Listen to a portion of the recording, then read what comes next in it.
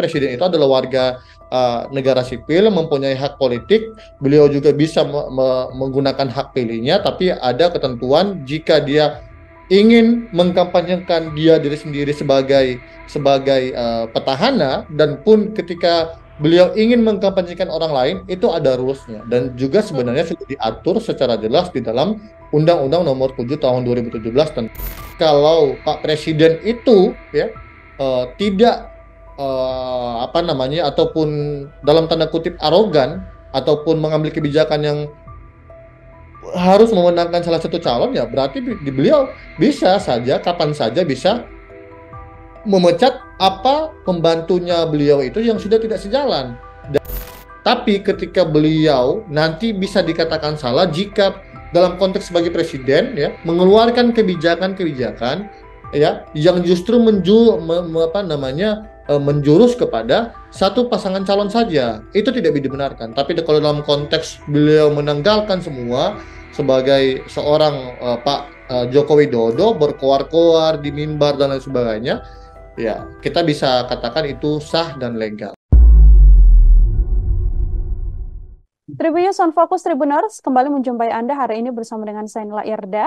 Tribuners, pernyataan Presiden Joko Widodo yang mengatakan bahwa kepala negara ini boleh berkampanye dan juga boleh memihak dalam pemilu menuai sorotan publik.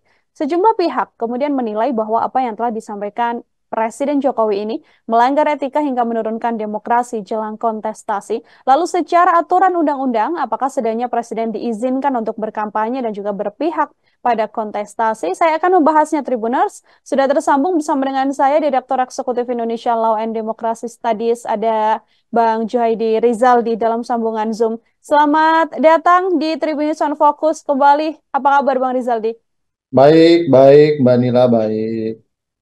Terima kasih banyak Bang Rizaldi menyempatkan waktunya berbincang bersama dengan saya. Ini sedang ramai, kemudian pernyataan dari orang nomor satu di Republik ini, Presiden Ya. Joko Widodo yang mengatakan sedianya Presiden ini boleh berkampanye begitu ya. Ini saya mau minta pengantar terlebih dahulu dari Bang Rizaldi. Seperti apa melihat statement Presiden Jokowi ini, Bang?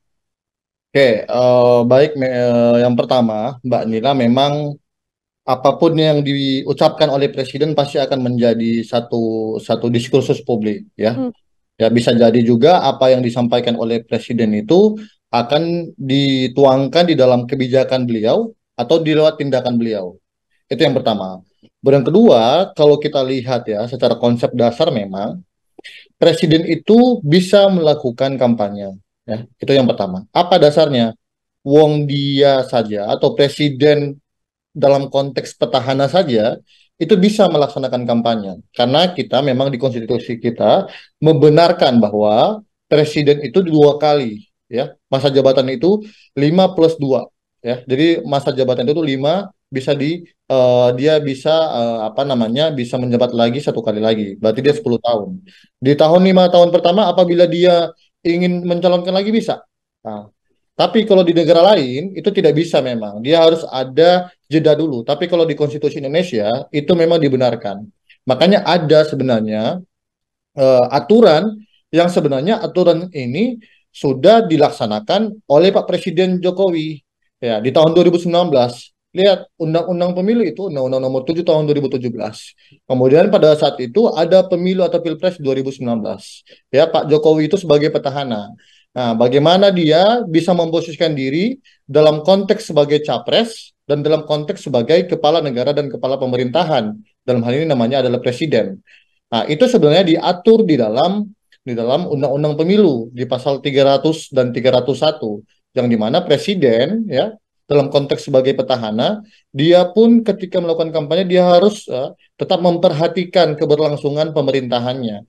Karena dalam konteks siapa? Kalau presiden cuti atau wapres cuti, siapa yang menggantikan? Makanya memposisikan diri sebagai capres dan presiden ini dalam konteks petahana itu memang sangat-sangat bisa dibilang kompleks. Makanya tinggal pintar-pintar daripada tim sukses masing-masing ketika mengusung capres daripada petahana. Tapi yang menjadi soal, Mbak, kalau kita lihat faktanya kan kemarin sudah pernah 2 kali loh presiden kita petahana dan kembali lagi menjabat sebagai presiden, Pak SBY dan Pak Jokowi. Ya. Dan itu berjalan pemerintahannya hingga sampai sekarang ya, dan tidak ada ribut-ribut soal itu. Sekarang ada yang membedakan. Apa yang membedakan? Presiden yang di masa akhir di masa jabatannya ya ingin mengkampanyekan orang lain untuk memenangkan ya Pilpres itu sendiri. Nah, ini yang hal yang baru, makanya kenapa ini menjadi diskursus publik ketika Presiden bilang apa namanya Presiden bisa melakukan kampanye. Karena dua hal yang berbeda memang, dia berkampanye sebagai mengkampanyekan dirinya sendiri, dan dalam konteks Pilpres 2024, bagaimana apakah Presiden ini bisa mengkampanyekan orang lain dalam konteks dia sebagai Presiden. Nah, itu kemudian, Mbak, yang menjadi apa namanya poin utama kenapa sebenarnya para ahli hukum, para ahli politik, para politisi ini ribut soal hal ini. Apakah memang dibenarkan? Nah, kalau kita lihat memang sebenarnya di dalam konstruksi undang-undang apa namanya pemilu ya, dalam konteks pasal 280 ya tentang larangan-larangan kampanye ya. Larangan-larangan kampanye itu jelas siapa saja yang tidak bisa ikut kampanye. Memang dalam konteks subbab 280, 281, 282 itu terkait dengan larangan dalam konteks siapa, materi apa yang dilarang untuk mengkampanyekan capres dan cawapres, siapa yang ikut di dalam kampanye tersebut, dan menggunakan fasilitas apa, dan siapa-siapa yang sebenarnya dijelaskan secara ekspresif verbis atau secara jelas dan nyata di dalam undang-undang pemilu itu tidak ada presiden, hanya ada itu kepala daerah, justru ada BUMN, kemudian ketua Mahkamah Agung, kemudian anggota BPK, ketua BPK, itu jelas disebutkan di dalam pasal tersebut. Makanya frasa presiden dan wakil presiden itu tidak ada. Nah, kenapa sebenarnya tidak ada? Salah satu alasan utama hasil riset kami juga karena ada kesesuaian jika presiden ini petahana. Kalau kita kan di dalam pasal 280 ayat 2 misalnya terkait dengan pejabat-pejabat yang dilarang, kita larang presiden, itu akan berbenturan, sedangkan dia ada mekanisme presiden itu sebagai presiden petahana mencalonkan diri lagi. Nah, makanya itu pun diatur, dia tidak diatur di dalam konteks pasal 280 ayat 2, tapi dia diatur di dalam pasal 299, 300, 301 terkait dengan proses pelaksanaan kampanye presiden. Baik presiden mengkampanyekan sebagai diri sendiri ataupun presiden mengkampanyekan orang lain untuk menjadi presiden. Nah, itu Mbak yang konstruksi sehingga kita harus benar-benar melihat permasalahan ini atau diskursus publik ini secara cermat. Jangan sampai juga masyarakat tergiring dengan opini-opini seakan-akan presiden memihak dan lain sebagainya. Pun dalam konteks ada dua frasa utama ya. Kalau kampanye kan pasti kan dia memaparkan tentang visi misi dan lain-lain. Nah, sekarang keberpihakan. Katanya kan beberapa pengamat hukum dan sudah ramai di hari ini, pejabat negara tidak bisa melaksanakan acara-acara ataupun kebijakan-kebijakan ya yang menggiring atau mendukung atau berpihak kepada salah satu calon. Itu jelas memang karena frasanya adalah pejabat negara. Dalam konteks presiden ya ada dua syarat utama. Dia harus cuti ya, kemudian tidak menggunakan fasilitas negara atau tidak apa namanya dalam tanggungan negara. Itu yang menjadi dua prinsip utama, Mbak. Tapi ingat, dalam konteks presiden petahana pun, ya, itu dia tetap harus mengedepankan, menjaga, atau melihat situasi dan kondisi bagaimana pemerintahan akan tetap terus berjalan. Nah, itu pembedaannya, Mbak. Sehingga kita harus bedah permasalahan ini, jangan langsung, oh, tidak netral, dan lain sebagainya. Memang kalau beda, presiden sama ASN, presiden sebagai ini, presiden sebagai TNI Polri itu beda. Makanya presiden itu adalah warga negara sipil, mempunyai hak politik, beliau juga bisa menggunakan hak pilihnya, tapi ada ketentuan jika dia ingin mengkampanyekan diri sendiri sebagai petahana, dan pun ketika beliau ingin mengkampanyekan orang lain, itu ada rules-nya. Dan juga sebenarnya sudah diatur secara jelas di dalam Undang-Undang Nomor 7 Tahun 2017 tentang Pemilihan Umum, Mbak. begitu. Oke, artinya sebenarnya secara undang-undang ini presiden dalam hal ini boleh untuk melakukan kampanye dengan syarat dan beberapa aturan yang berlaku di antaranya adalah bagaimana kemudian tidak menggunakan fasilitas negara dan Ya, juga mengambil cuti sehingga kapasitasnya bukan lagi menjadi seorang presiden begitu. Ini kalau kita berbicara soal batasan bagaimana kemudian secara aturan fasilitas negara ini yang kemudian harus dilepaskan oleh presiden karena ini kan sosok presiden begitu ya, pengawalan kan juga pastinya ya. harus selalu melekat seperti itu Bang Rizaldi. Ya. Secara aturannya seperti apa terkait fasilitas negara ini? Ya, secara konsep, Mbak, kalau kita lihat memang itu dia kalau dalam konteks pengamanan dan lain-lain, makanya memang Indonesia ini secara konstruksi hukum dan di konstitusi kita membenarkan sekali lagi Hmm, seorang petahana yang mencalonkan diri bisa. Tapi kalau kita lihat di negara-negara lain, memang dia 2 periode maksimal, tapi harus ada jeda. Tapi kalau dalam konteks Indonesia, petahana pun bisa. Tapi ada rules-nya. Kalau dalam konteks pengamanan, pastinya misalnya Satuan Pengamanan Presiden ataupun apapun namanya itu dia tetap melekat meskipun presiden itu dalam konteks sebagai capres. Tapi ada ruang lingkup beliau tidak bisa masuk di dalam konteks-konteks hal-hal lain, misalnya menggunakan plat nomor RI 1, menggunakan instrumen-instrumen negara, mobil presiden dan lain sebagainya. Beliau tidak bisa menggunakan fasilitas negara itu. Pun keselamatan dan kemudian keamanan presiden harus. Pun Mbak, sekarang kita lihat capres itu bahkan kan kalau tidak salah ada peraturan presiden atau keputusan presiden itu kan kalau kita lihat sekarang 3 pasangan calon semenjak kita menjadi calon dan capres cawapres sudah dikawal. ya, Ada satuan betul. khususnya. Nah, itu kemudian jangan kita menyalahkan bahwa kok dia pakai pakai pengamanan.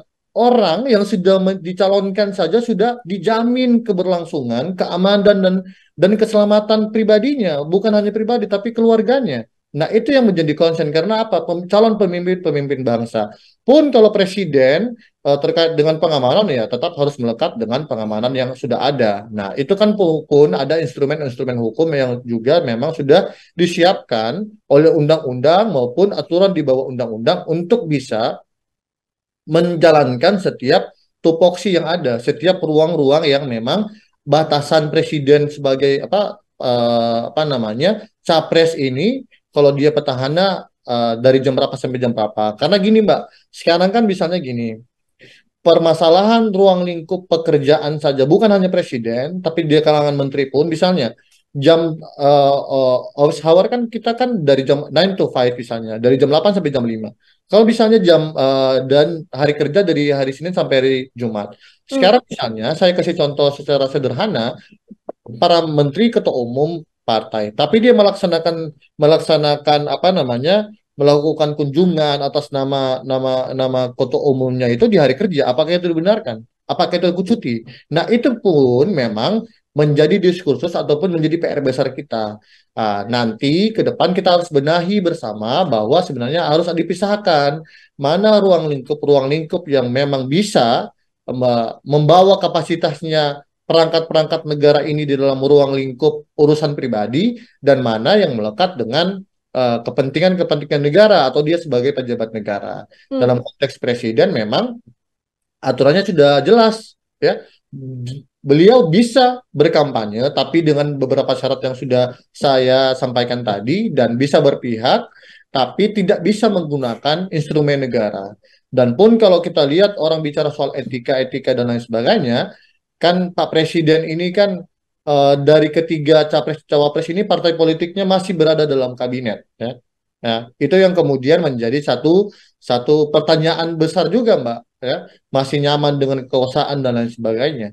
Tapi sekali lagi kalau Pak Presiden itu ya tidak apa namanya ataupun dalam tanda kutip arogan ataupun mengambil kebijakan yang harus memenangkan salah satu calon ya berarti di beliau bisa saja kapan saja bisa memecat apa pembantunya beliau itu yang sudah tidak sejalan dan Hmm. ada di 2 pasangan lain ya kan.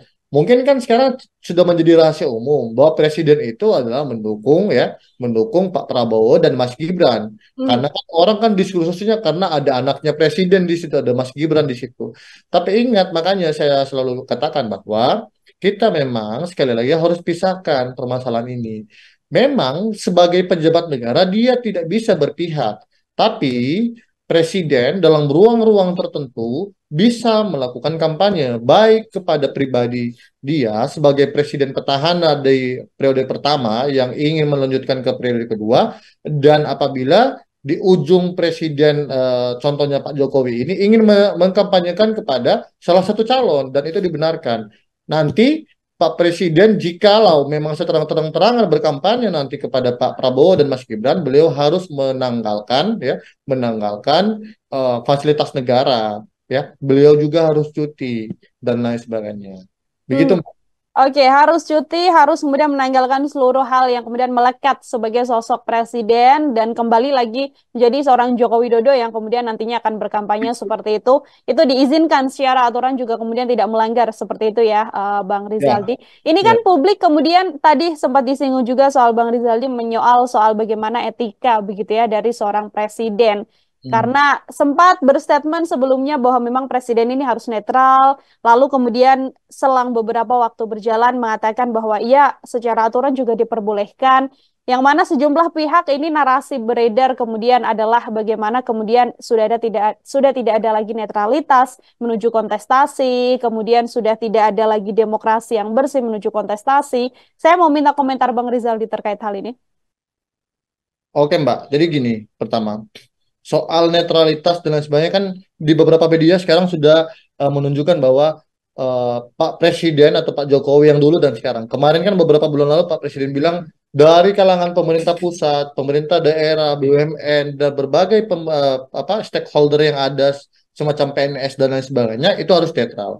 Tapi ingat Pak, dalam konteks beliau menyampaikan itu dan pada saat kemarin yang wartawan menanyakan itu kan dua konteks yang berbeda. Ya. Pernyataan sikap sebagai beliau sebagai presiden, apakah bisa ya beliau bilang, oh loh, kan kalau secara aturan ya presiden bisa, tapi memang ada rules-nya dan lain sebagainya. Tapi dalam konteks kerangka besar sebagai kepala pemerintah dan kepala negara, beliau secara tegas yang beberapa bulan lalu itu sudah benar, ya. Hmm. Beliau menyatakan bahwa semuanya harus netral menjalankan hal ini dan memang kalau sekarang pun tolong dibuktikan, kalaupun memang sudah tidak ada netralitas dan lain sebagainya, ya dibuktikan saja, ya diadukan saja. Kemarin kan pemakzulan dan lain sebagainya. Ya tolong anggota DPR 2/3 itu ya tolong ajukan di bawah sidang paripurna, kemudian diajukan kepada MK. Itu kan Hmm. jalur konstitusionalnya untuk melakukan proses-proses mosi ketidakpercayaan kepada presiden. Bukan nanti kita berkuar-kuar di ruang publik dan lain sebagainya.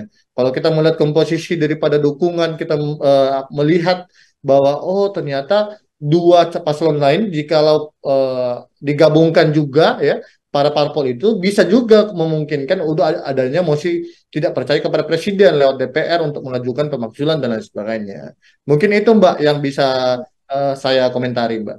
Oke, baik. Ini kalau kita membaca kemudian secara aturan kan diperbolehkan, Bang Rizaldi. Namun seyogyanya begitu ya, apakah kemudian ini menjadi hal yang elok apabila Presiden berkampanye untuk secara gamblang begitu ya mengatakan memang berkampanye untuk paslon tertentu karena dari statement yang disampaikan Presiden kan hanya mengatakan bahwa ya itu diperbolehkan tidak melanggar undang-undang begitu atau dalam hal ini sedianya Presiden Joko Widodo tidak menggunakan hak berkampanyenya.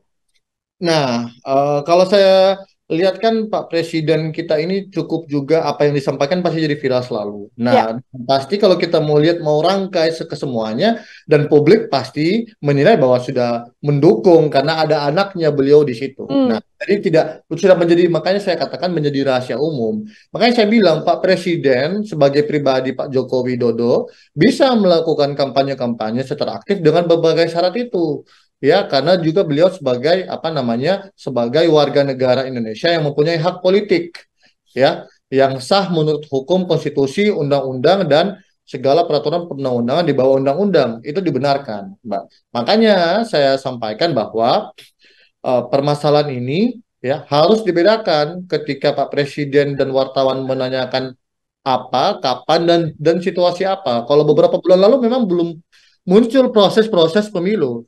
pun ketika sudah muncul proses pemilu dan ini akan menuju hari H pencoblosan, ya seorang presiden dimintai pernyataan untuk apa namanya, apakah akan berkampanye atau tidak, ya beliau menyampaikan kan presiden itu boleh berkampanye. Tapi sesuai dengan undang-undang harus ada beberapa persyaratan. Memang beliau juga kemarin tidak menyebut secara rigid atau secara jelas ya apa namanya beliau mendukung siapa. Tapi kalau kita lihat ya diskursus kemudian apa namanya apa namanya publik sudah bisa menilai bahwa memang hanya kepada salah satu calon saja yang menjadi keluarga presiden. Dan kemarin kemarin juga kalau berkaitan dengan permasalahan etik ini yang sudah saya sampaikan juga kemarin Mbak di forum ini, bahwa etik etik apa dulu Mbak, etika Hmm. konstitusi kita itu harus memang kita benahi.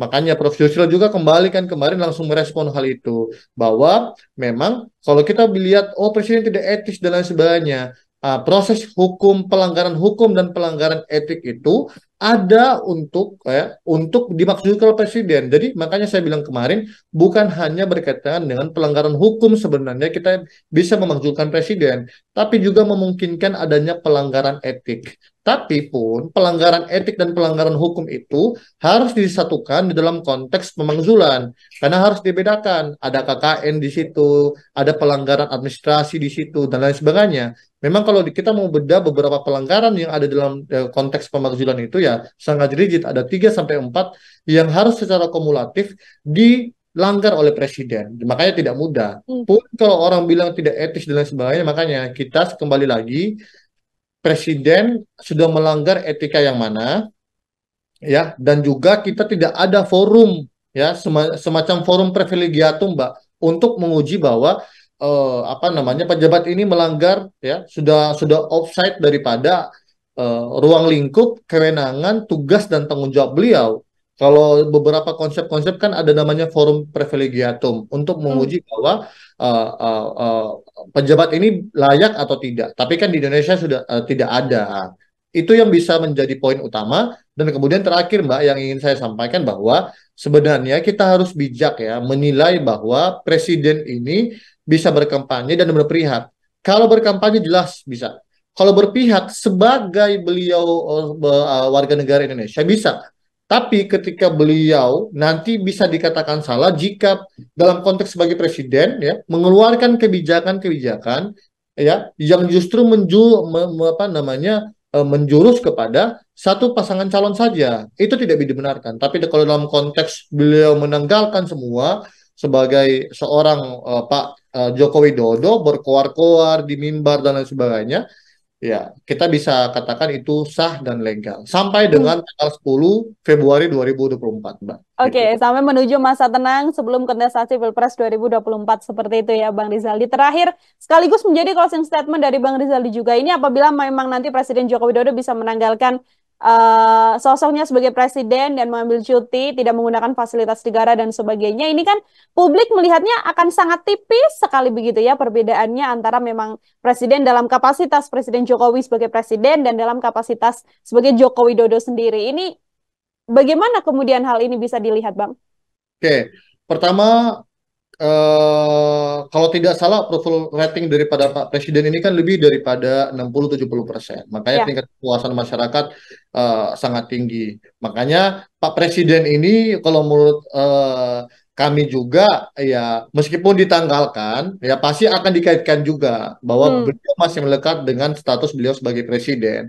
Tapi secara aturan ya kalau beliau sudah tanggalkan ya apa namanya daripada eh, fasilitas negara, tidak menggunakan fasilitas negara, kemudian cuti, ya itu sah-sah saja menurut Undang-Undang Pemilu dan beberapa aturan lainnya. Tapi ingat kembali lagi, Pak Presiden sejauh ini ya melakukan kegiatan-kegiatan proses pemilu ya sudah menjunjung tinggi asas-asas yang ada di dalam konstitusi. Luber jurdil, harus jujur, adil, ya, transparan dan lain sebagainya. Itu yang kemudian dipakai ya oleh bukan hanya presiden ya, tetapi oleh semua kelembagaan negara, baik di lingkungan eksekutif, legislatif dan yudikatif.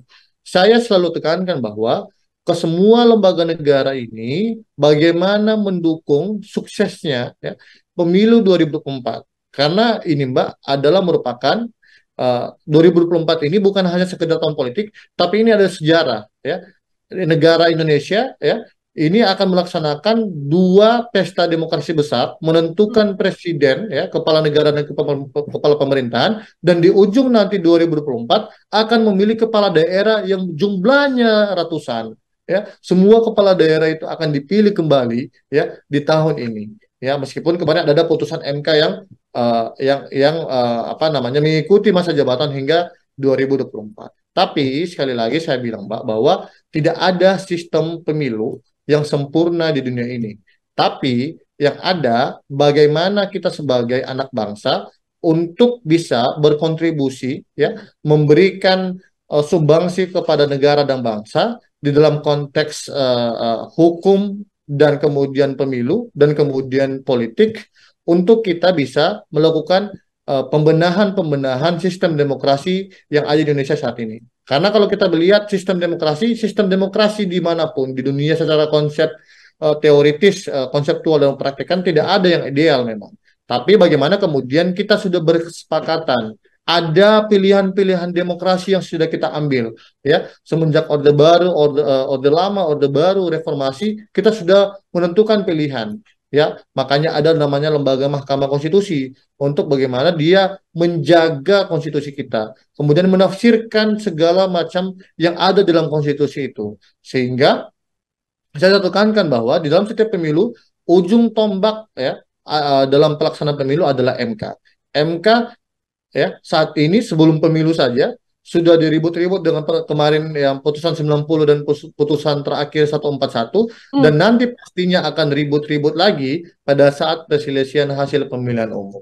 Mungkin itu Mbak dari kami Mbak. Baik, terima kasih banyak Bang Joydy Rizal di Tribuners, Direktur Eksekutif Indonesia Law and Democracy Studies, menemani kita dalam obrolan di Tribun News Focus. Bang Rizaldi, terima kasih untuk kebersamaannya. Semoga di lain kesempatan kita bisa berbincang kembali. Selamat beraktivitas kembali, Bang Rizaldi. Terima kasih Mbak, terima kasih. Ya, Tribuners, demikian Tribun News Focus bersama dengan saya Nila Yarda. Nantikan obrolan saya bersama dengan narasumber-narasumber lain. Saya pamit undur diri. Terima kasih dan sampai jumpa. Download Tribun X sekarang. Menghadirkan lokal menjadi Indonesia.